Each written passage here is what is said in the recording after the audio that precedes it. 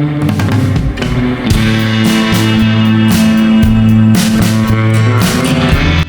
sini, di kedai Pas KKN, awal mula sebuah hidup perjalanan ini dimulai.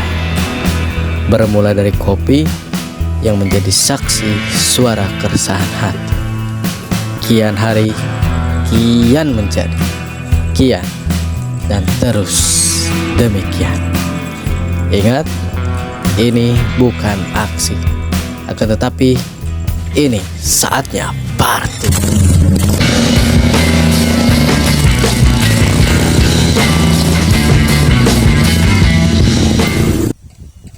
Halo, selamat malam di channel Jalan-Jalan Yuk. Ini adalah channel yang paling tepat buat kalian untuk mencari informasi tentang wisata alam atau sekedar melihat kegiatan-kegiatan di desa-desa ya. Malam ini kita lagi berada di kawasan wisata Gunung Karang dan saya tentunya nggak sendiri, ada rekan petualang yaitu Kang Profesor. Nanti kita cari Kang Profesor di mana? Kang? Mana halo. Kang? Oh iya, di motor si Kang Profesor. Halo. Halo. Bang Ade. Gimana? Lelah sekali perjalanan. Luar biasa ya? Seru. Jam berapa kita sekarang sampai sini? Ini udah jangan ngomongin jam ya. Petualangan udah kita malam, ini keterlaluan. Ini sudah masuk ke kawasannya? Ya, ini kita berada di depan pintu masuk Gunung Karang. Jadi nanti setelah pintu masuk ini perjalanan masih cukup panjang. Masih cukup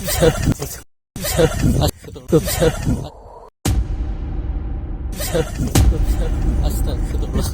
Jangan, sudah saking malamnya tapi kita harus tetap semangat. Ini adalah vlog perjalanan pertama kita bersama Kang Profesor ya, dan saya Adi Sugih. Rencananya kita nanti akan melakukan perjalanan ya beberapa hari lah. Doakan saja semoga lancar dan baik-baik saja. Channel ini kita buat untuk membantu teman-teman melihat Majalengka seperti apa dari mulai people, culture, and nature. Oke, lanjut.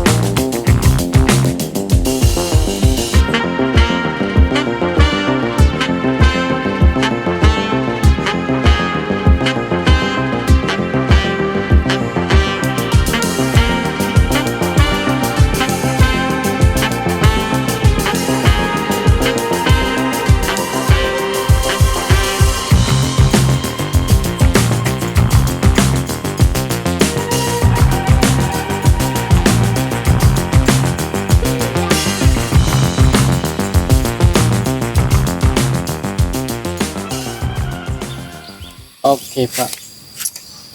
Sudah siap? Mari kita makan. Nah, ini menu spesial ala Bang Ade. Ini yang spesial sebenarnya bukan mie, bukan sosisnya, tapi ini nih rumput-rumput apa ini, makanan apa ini? Coba bisa dijelaskan ini nih. Itu namanya microgreen. Kayak di MasterChef tuh kayak pemanis-pemanis doang ya. Nah, Jadi apa ini namanya? microgreen. Nah, Belum familiar ya di kita mah. belum familiar, tapi dengan ini kita bisa memanen sayuran fresh dimanapun kita berada.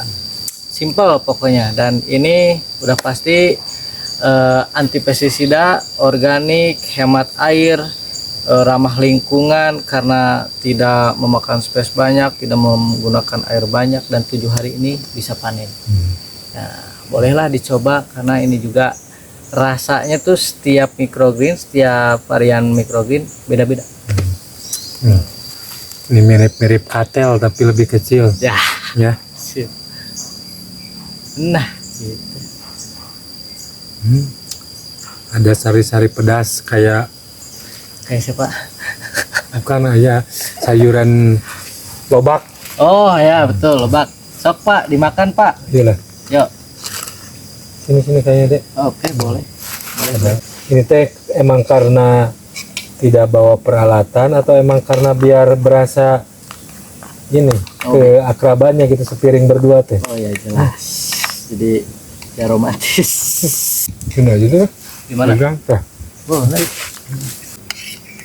Hampir setiap anak yang camping itu tidak akan lepas perbekalannya dari mie dan Telur.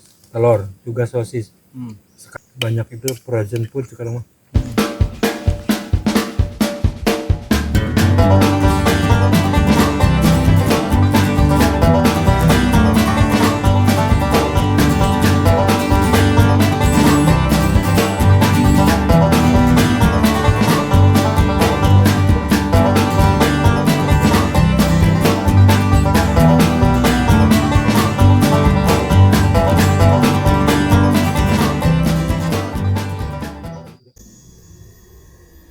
Adem ya? Adem. Mau kopi nggak? Mau kopi nggak? Ya ngopi lah. Oh, aduh, boleh boleh. Sambil santai kita ngopi. Oke. Sambil ngobrol-ngobrol nih ke sobat Mantap. jalan-jalan. Gunung Karang itu sebenarnya wisata yang potensial sih untuk di kawasan Majalengka. Faktor utamanya sih dari letak juga tidak terlalu jauh dari pusat kota. Terus waktu yang dibutuhkan otomatis kan tidak lama. Jadi sebenarnya ini salah satu destinasi wisata yang harusnya bisa dikembangkan lebih maju lagi. Ternyata setelah beberapa hal yang digali informasinya dari sini, bahwa Gunung Karang itu areanya itu milik perhutani, sekitar 28 hektar lebih lah itu dipakai untuk wisata ini. Jadi emang kerjasama antara pihak perhutani dengan warga sekitar. Inisiasinya yang saya tahu, yang saya dapat informasinya, itu emang warga sekitar yang punya inisiasi untuk mengembangkan tempat ini jadi wisata. Sayangnya sekarang pasca corona tidak terawat lagi. Tidak ada satu orang pun yang datang ke sini untuk berwisata. Jadi sayang sebenarnya ini tuh potensi yang bagus. Jarang ada pegunungan yang dataran tinggi yang didominasi oleh batu-batuan. Apalagi katanya di sini ada gua. Nah, ada gua yang bisa disusur itu bahkan bisa jadi 1000 gua katanya. Pintu guanya itu hampir 1000. Nggak tahu gimana nanti kita lebih dalam lagi kita susur tentang kondisi guanya. Apakah sama tidak layaknya dengan tempat ini yang mulai terbengkalai atau masih bisa kita kunjungi secara aman. Ya tentunya pasti harus ada orang sekitar yang mengantar demi menjaga keselamatan. Jadi Gunung Karang ini tempatnya itu berada di Kelurahan Babakan Jawa. Tepatnya di Blok Pancurendang. Di Pancurendang Tonggo ada Pancurendang Lande. Kayaknya ini perbatasannya. Jadi secara kepemilikan ya warga Pancurendang yang paling banyak ikut mengelola daerah sini. 2017 ini mulai booming adanya wisata ini. 2017, 2018. Nah, sayangnya 2019 kena corona. Sebenarnya hampir semua wisata merasakan ketika ada corona itu ya lumpuh lah perekonomian warga sekitarnya juga di area wisata itu merasakan dampaknya. Pengunjung sepi, terus emang karena dibatasi juga secara aturan. Yaitu sayangnya pasca coronanya pemulihannya itu emang lambat. Terus harus sama-sama dan tidak bisa hanya satu golongan, dua golongan yang ikut melestarikan ini. golongan pihak yang berwenang, pemerintahnya, golongan yang warga sekitar, terutama orang-orang yang peduli. Nah, yang paling penting harus ada investor, karena membangun sebuah wisata bukan menghabiskan biaya yang sedikit. Jadi Pak, tapi gini ya, kalau ada investor, katanya ada juga nih, wah nanti nggak berpihak ke masyarakat. Gimana tuh pendapat Bapak tuh? tapi lebih rugi lagi ketika ada tempat potensial tidak bisa dikembangkan tanpa investor. Jadi minimalnya harus ada duduk bareng tentang kesepakatan hasil daripada objek wisata ini. Ya harus sama-sama, tidak ada yang merasa dirugikan. Ya harusnya tidak ada yang egois satu sama lain, atau yang mau monopoli lah, yang merasa pengennya mengeruk sendiri keuntungannya lebih gitu. Ya itu sih di hal apa saja sih, kalau yang namanya usaha bisnis ya harus ada kesepakatan bersama lah. Intinya bagi saya sendiri mah penikmat wisata, pengennya setiap tempat itu ada potensi wisata yang bisa dikembangkan. Apalagi dengan wisatanya itu murah, deket, bersih, indah. Jadi refreshing itu tidak perlu harga yang mahal, karena salah satu kebutuhan lah refreshing itu. Dengan rutinitas yang sangat suntuk ya, orang pasti butuh hiburan. Gitu. Minimal kalau tempatnya murah, tempatnya bersih, nyaman, apalagi suasana pegunungan masih alami kan, fresh gitu deh. Makanya kalau lihat orang Jakarta tuh kalau weekend kenapa bermacet-macetan ke Bogor, ya mereka butuh kesejukan, butuh udara yang bersih, butuh suasana yang tidak rame gitu. Meskipun perjalanannya harus ditempuh dengan bermacet-macetan. Terus nih kalau udah rame gimana Pak? Kalau udah rame ya bagus. Yang penting mah disiplin dalam menjaganya, itu yang susah itu deh, merawatnya lah. Kadang pengelola di sini menerapkan aturan ABCD sebagus mungkin, sebaik mungkin, tapi kalau kitanya pengunjungnya tidak disiplin ya tetap aja tidak akan terjadi tempat yang bagus lah. Buang sampah sembarangan, merusak seenaknya. Sini juga kan katanya masih alami tuh, masih banyak hewan-hewan yang berkeliaran. Oh tuh, tuh itu monyet-monyet. Tuh Pak, suara monyet ya? Iya, monyet lagi berantem Pak.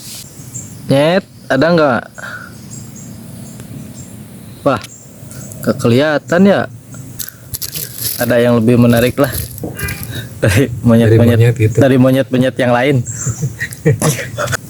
Jadi kita kan dapat informasi di sini tuh tentang 1000 gua. Apa kita mau menelusurinya? Haruslah. Harus. Oke. Daya tariknya mungkin itulah.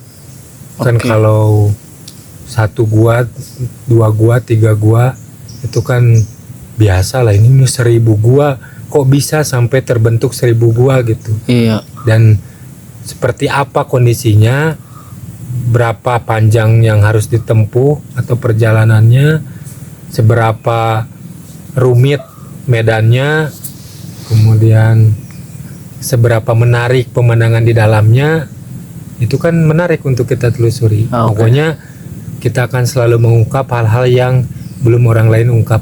Wow. Jadi, saksikan terus channel ini.